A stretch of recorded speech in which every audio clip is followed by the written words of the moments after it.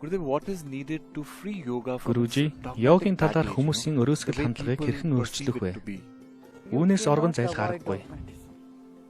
Шинжлэх ухаанд догматизм буюу хоосон сургаалт нэвтэрсэнтэй адил улс төрөв томоохон шашин нийгмийн амьдралд нийгмийн ангилал бий болсон шиг бидэнд үүнээс зайлсхийх арга байхгүй. Харин бидний хийж болох зүйл гэвэл бид догматизм байгааг мэдэж байхад болно. Аливаа учир шалтгаан бий.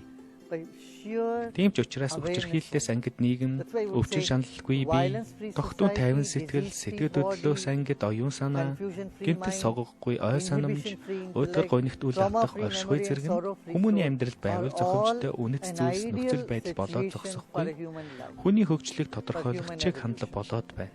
Харин боловсрал хүмүүсийг энэ зүгт хөдлөн аваачих ёстой.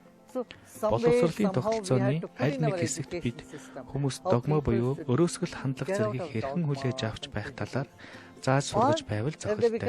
Сайн явагч хүн амьдрал болон хорвоо ертөнцийг огт өөр хүлээж авдгийг хэлэх нь зүйтэй. Явагч хүний альваа хүлээж авах чадвар өөрчлөгддөг гэж хэлж болно.